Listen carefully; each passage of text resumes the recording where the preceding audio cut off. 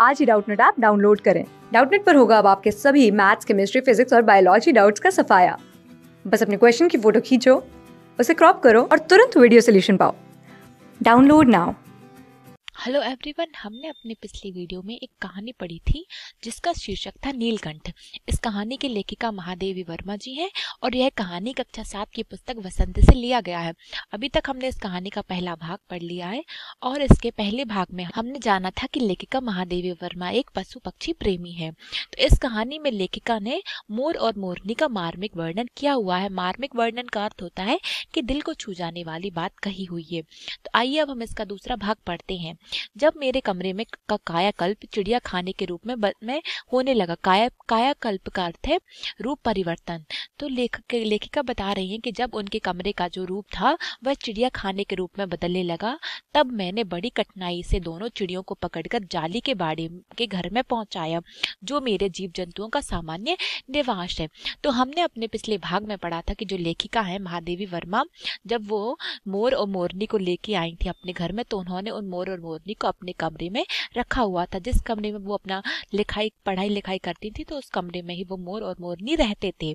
और जब लेखिका ने देखा कि मोर और मोरनी के कारण उनके कमरे का रूप बदल गया है और उनका कमरा अब चिड़िया खाने के रूप में चिड़िया खाने के जैसा दिखाई दे रहा है, तो तब उन्होंने बड़ी कठिनाई से दोनों मोर और मोरनी को पकड़कर जाली के एक बड़े घर में पहुंचाया, जहां पर उनके पहले से ही बहुत सारे जीव जंतुओं का निवास था।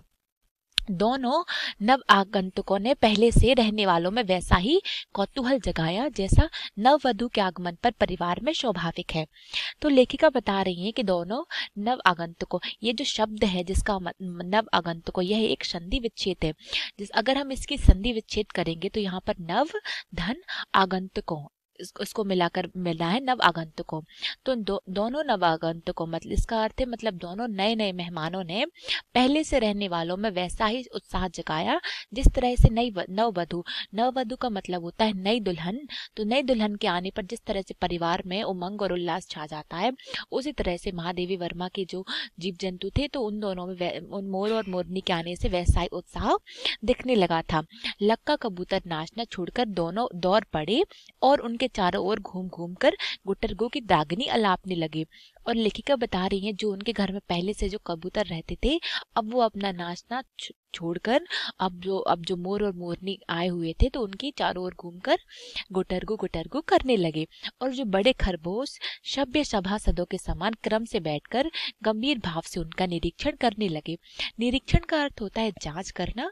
तो लेखिका बता रही है कि जो उनके यहाँ जो पहले से ही जो बड़े बड़े खरगोश रहते थे, वो किसी सभ्य सभासद मतलब जो किसी सभा के सदस्यों की तरह समान क्रम में बैठकर अब गंभीर भाव से उनका निरीक्षण, उनकी जांच करने लगे। ऊन की गेंद जैसे छोटे खरगोश उनके चारों ओर उछल कूद मचाने लगे। और जो छोटे छोटे खरगोश थे जो ऊन की गेंद की तरह दिखाई दे रहे थे, तो अब वो मोर और मोरनी के चारों ओर उछल कूद करने लगे थे। तोते मानो भली भांति देखने के लिए एक आंख बंद करके उनका परीक्षण करने लगे। और अब जो उनके घर में जो तोते थे, वो उन मोर मोरनी को अच्छे तरीके से स्पष्ट रूप से देखने के लिए अब अपनी एक आंख बंद करके उनका परीक्षण करने लगे। उस दिन मेरे चिड़ियाघर में मानो भूचाल आ गया था। और जब वो मोर और मोरनी को उस चिड़िया खाने में लेके गई, तो ऐसा लग रहा था कि उस दिन उनके चिड़ियाघर में मानो बहुत ज्यादा शोर हो रहा था। तो ऐसा लग रहा था जैसे भूचाल आ रहा हो। अब धीरे धीरे दोनों मोर के बच्चे बढ़ने लगे। उनका कायाकल्प वैसा ही क्रमशः और रंगमय था जैसा इल्ली से तितली का बनना। तो अब जो लेखिका जो मोर के बच्चे लेके आई थी, अब वो मोर के बच्चे धीरे धीरे बड़े होने लगे और उनका वैसा ही रूप परिवर्तन होने लगा। जिस तरह से इल्ली से तितली निकलती है, वैसे ही उनके शरीर का वैसा ही रंग भी होने लगा। अब तो मोर के सिर की कलगी और सघन, ऊंची और चमकीली हो गई थी। अब हम सभी जानते हैं कि मोर के सिर पर एक कलगी होती है, तो मोर के सिर की कलगी अब और ज्यादा घनी, ऊंची और चमकीली हो गई थी। अब चोंच अधिक बंकिम और पैनी हो गई थी। गोल आंखों में इंद्रनी की नीलाभ धुती झलकने लगी थी।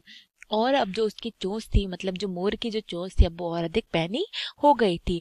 और उसकी गोल गोल आंखों में इंद्रनी की नीलाभ धोती भी साफ चमकने लगी थी। लंबी नील हरित ग्रीवा, ग्रीवा का अर्थ होता है गर्दन या गला। तो उसकी जो लंबी लंबी नीली और हरी गर्दन थी, उसका हर भाव भी धूप छाह तरंगे उठने लगी थी। अब उसमें उसका जो गर्दन था उसमें भी अब तरह तरह की नीली और हरी धारियां दिखाई देने लगी थी।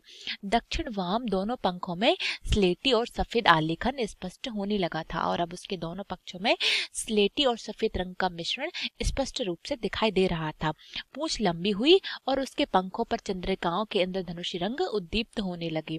रंग रहित पैरों को गर्वीली गति से एक नई गरिमा से रंजित कर दिया था।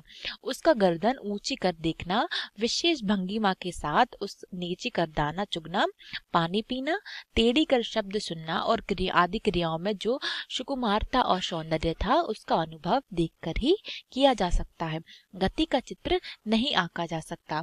तो इस हमने देखा कि हमारे इस पाठ में कि इस भाग में लेखिका ने बताया है कि जो मोर और मोरनी को वो अपने घर लेके आई थी, तो उनके आने से किस तरह से उनके जो जितने भी अन्य जीव जंतु पशु पक्षी थे उनमें किस तरह से कोलाहल मचने लगा था। तो चारों ओर उत्साह अब नजर आने लगा था और जितने भी उनके पशु पक्षी थे वो मोर और मोरनी का अच्छे से स्वागत करते हैं। और अब जो मोर और मोरनी थे तो वो अब बड़े होने लगे थे और लेखिका ने बताया कि किस तरह से अब मोर बड़ा होने लगा था और अब वह और भी अधिक खूबसूरत दिखाई देने लगा था। और तो लेखिका आगे बता रही है कि मोरनी का विकास मोर के समान चमत्कारिक तो नहीं हुआ, परंतु अपनी लंबी धूप छाई गर्दन, हवा में चंचल कलगी, पंखों की श्याम श्वेत पत्रलेखा, मंतर गति आदि से वह भी मोर की उपयुक्त सहचारिणी होने का प्रमाण देने लगे। जिस प्रकार से जो मोर था उसका विकास मतलब वो जिस तरह से बड़ा हो रहा था तो उसमें एक चमत्कारिक रूप से उसका परिवर्तन हो रहा था, अब वो और भी अधिक खूबसूरत लग रहा था। तो लेखिका कह रही हैं कि जितने खूबसूरत मोर जितनी खूबसूरती से अब बड़ा हो रहा था, तो मोरनी का विकास मोर के समान उतना चमत्कारिक तो नहीं था, लेकिन अपनी लंबी लंबी धूप छाई गर्दन, हवा में लहराती चंचल उसकी कलगी और उसके पंखों की श्याम श्वेत पत्रलेखा आदि से वह भी बहुत ज्यादा खूबसूरत लग रही थी। तो नीलाभ ग्रीवा के कारण, नीलाभ मतलब नीली, ग्रीवा का अर्थ होता है गर्दन, तो नीले गर्दन के कारण मोर का नाम रखा गया नीलकंठ और उसकी छाया के समान रहने के कारण मोरनी का नामकरण हुआ राधा। नामकरण का अर्थ होता है किसी का नाम रखना। तो नीली गर्दन के कारण लेखिका महादेवी वर्मा जी ने मोर का नाम रखा नीलकंठ। और जैसा कि हम सभी जानते हैं कि कृष्ण जी की छाया हमेशा राधा जी उनकी छाया बनकर रहा करती थी और जो मोरनी है वह भी नीलकंठ मोर की छाया हमेशा बनी रहती थी, इसलिए लेखिका ने मोरनी का नाम रखा राधा। तो यहाँ पर हमने एक बहुत महत्वपूर्ण बात देखी है कि नीला गर्दन होने के कारण मोर का नाम नीलकंठ रखा गया और हमेशा उसकी छाया बनके रहने के कारण मोरनी का नाम राधा रखा गया। तब लेखिका आगे बता रही हैं कि मुझे स्वयं ज्ञात नहीं कि कब नीलकंठ ने अपने आप को चिड़ियाघर के निवासी जीव जंतुओं का सेनापति और संरक्षण नियुक्त कर लिया गया था। तो अब लेखिका कह रही हैं कि उन्हें खुद भी नहीं पता कि कब नीलकंठ वहां पर जितने भी पशु पक्षी रह रहे थे तो कब उन सब पशु पक्षियों और जीव जंतुओं का सेनापति और संरक्षक मतलब उनकी रक्षा करने वाला नियुक्त कर लिया गया और किस तरह से जो मोर था जिसका नाम था नीलकंठ वह किस तरह से सारे जीव जंतुओं का सेनापति और संरक्षक बन गया। सवेरे ही वह सब खरगोश, कबूतर आदि के सेना एकत्रित कर उस ओर ले जाता जहां दाना जाता है और घूम घूम कर मानो सबकी रखवाली करता रहता है।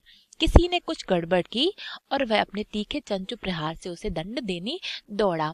तो लेखिका ने हमें बताया है कि जो मोर है जिसका नाम नीलकंठ है तो वह किस तरह से वहां के सारे पशु पक्षियों को एकत्रित करके उन सबको वहां ले जाता जहां उन्हें दाना पानी दिखाई दे रहा था और घूम घूम कर उन सारे जीव जंतुओं की रक्षा करता था। और अगर किसी जीव जंतु ने कुछ भी गड़बड़ मतलब कोई भी गलती की है तो वह किस तरह से अपनी तीखी चोंच से उन पर प्रहार करता, उन्हें घायल करता और ऐसा प्रतीत होता है मतलब ऐसा लगता है जैसे वह गलती करने पर उन्हें दंड दे रहा, उन्हें सजा दे रहा है। तो लेखिका ने हमें बताया कि कब उन्हें मालूम ही नहीं चला कि कब वो मोर जिसका नाम नीलकंठ है वो कब सारे जीव जंतु की रक्षा करने लगा और उनका संरक्षण और उनका सेनापति बन गया और किस तरह से वह सुबह सवेरे उठकर सारे जीव जंतुओं को इकट्ठा कर उन्हें दाना खिलाने ले जाता और सबकी रखवाली करता और अगर कोई जीव जंतु गलती करता तो वह उन्हें सजा भी देता था। खरगोश के छोटे बच्चों को वह चोंच से उनके कान पकड़कर ऊपर उठा लेता था और जब तक वे आंत्र आत्र क्रंदन ना करने लगते उन्हें अधर में लटकाए रखने लगता। आत्र क्रंदन मतलब शोर। तो लेखिका बता रही हैं कि जब कि किस तरह से वह मोर खरगोश के छोटे छोटे बच्चों को अपनी चोंच से उनके कान पकड़कर ऊपर उठा लेता था और जब तक वे आर्त क्रंदन ना करने लगते उन्हें ऊपर उठाए रखता था, ऐसे लटकाए रखता था। और कभी कभी उसकी पैनी चोंच से खरगोश के बच्चों का कर्णवेद संस्कार हो जाता था। कर्णवेद का संस्कार मतलब उसके कान छिदने वाला। हमने सभी जानते हैं कि हम लोग हमारे भारतीय संस्कार हो कि हमारे यहाँ कानों में कुछ पहना जाता है तो कान को छेद उसमें एक छेद किया जाता है तो उसको बोलते हैं कर्णवेद संस्कार।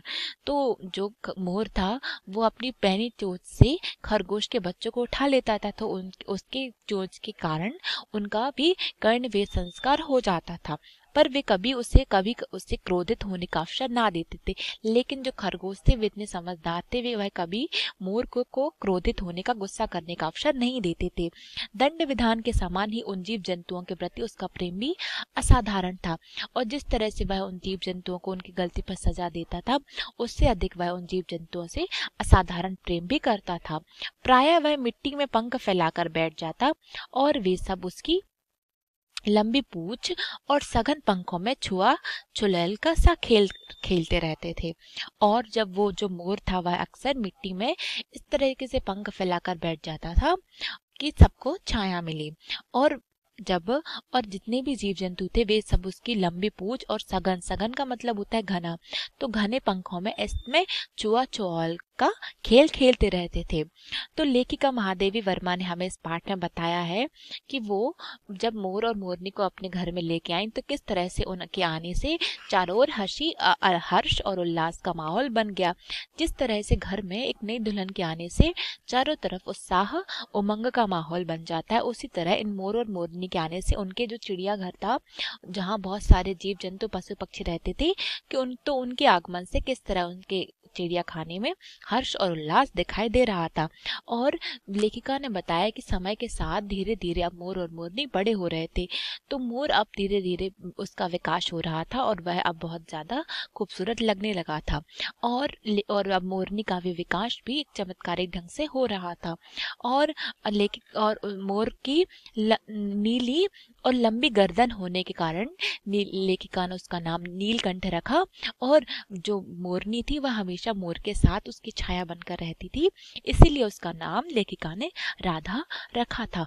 और अब जो मोर था वो किस तरह सारे जीव जंतुओं का संरक्षक और सेनापति बन गया यह किसी को पता भी नहीं चला और वह किस तरह से सारे जीव जंतुओं का ध्यान रखता, उनकी रखवाली करता और जब कोई गलती करता तो उन्हें सजा भी देता था। तो हमें लेखिका ने बताया कि किस तरह से जो जीव जंतु और पशु पक्षी होते हैं उनमें भी कितना आपस में प्रेम होता है। तो हमारा यह भाग यहीं समाप्त होता है। इसका अगला भाग हम अपने अगले वीडियो में देखेंगे। धन्यवाद। क्लास 6 से 12 से लेके नीट, IIT, JEE मेंस और एडवांस के लेवल तक 10 मिलियन से ज्यादा स्टूडेंट्स का भरोसा। आज ही डाउनलोड करें डाउटनेट ऐप या व्हाट्सएप कीजिए अपने डाउट्स 8400 400 400 पर।